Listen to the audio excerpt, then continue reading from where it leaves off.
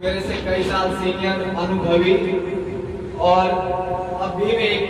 मेरे बहुत बड़े सपोर्टर के तौर पे साथ में पढ़ाने वाले मेरे राकेश सर, इनका भी बहुत बहुत धन्यवाद करता हूँ कि एक अपॉर्चुनिटी दी, एक ऐसा मौका दिया जिस प्लेटफॉर्म पे आ करके मैं शायद इनके साथ या फिर इस यूनिक स्टडी सेंटर को आगे ले जाने में हेल्प करूँ। स्वतंत्रता दिवस के तौर पर मनाते हैं और आज से नहीं, हम पिछले 77 साल से मनाते आ रहे हैं और ये हमारे 78वां साल है स्वतंत्रता दिवस का,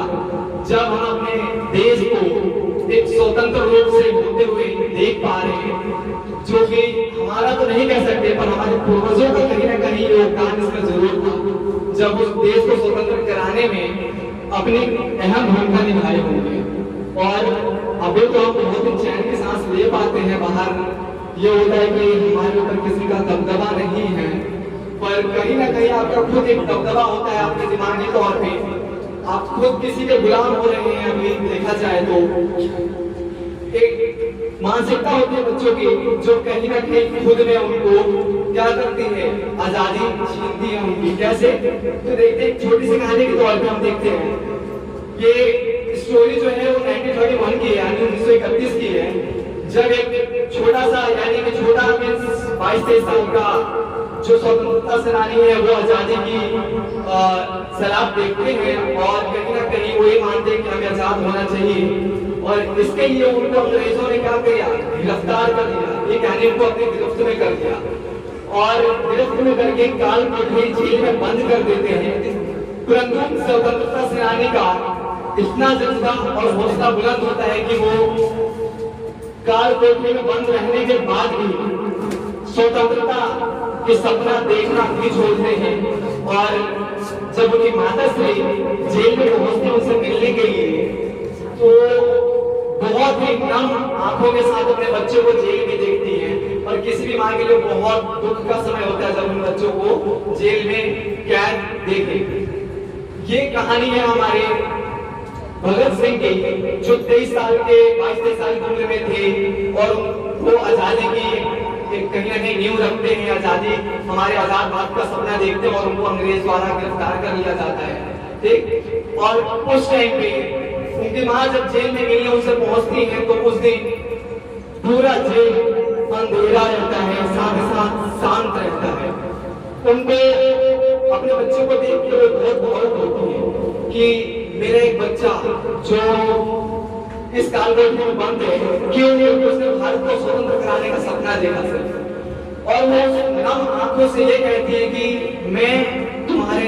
जाने के बाद ये दिन फेस नहीं कर पाऊंगी, क्योंकि भगत सिंह को वहां पे फांसी दी गई थी। ठीक है, भगत सिंह को वहां पे फांसी दी जानी थी अंग्रेजों के द्वारा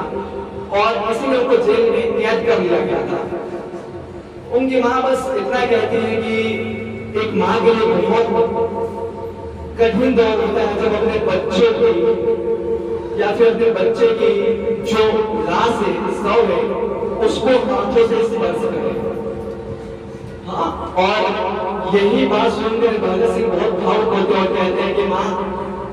मैं एक लौटा भगत सिंह अभी आपको दिख रहा हूँ, पर मेरे इस आजादी की लड़ाई में मेरे शहीद होने के बाद ऐसे हजारों और लाखों भगत सिंह पैदा होंगे जो कहीं ना कहीं ये सपना देख रहे हैं कि हमारा देश आजाद हो। और यही सपना जो है उन स्वतंत्रता सेनानियों का जो हमें स्वतंत्र बनाता है, आजाद करता है, चाहे वो भगत सिंह रहे, चाहे वो हमारे महात्मा गांधी रहे हो या फिर बाल गंगाधर तिलक से लेकर के और भी हमारे स्वतंत्रता सेनानी हैं, वो कहीं ना कहीं योगदान देते हैं हमारे भारत को स्वतंत्र कराने में। और वही योगदान हमारा भी नहीं पर हमारे पूर्वजों का भी होगा, जाहिर सी बात है, भले वो हमें ना पता हो। तो इसे की नींव रखते हुए आप लोगों का आभार प्रकट करता हूँ कि स्वतंत्रता का एक समतामूलक और सकारात्मक प्रभाव हमें अंदर जिंदा रखेंगे।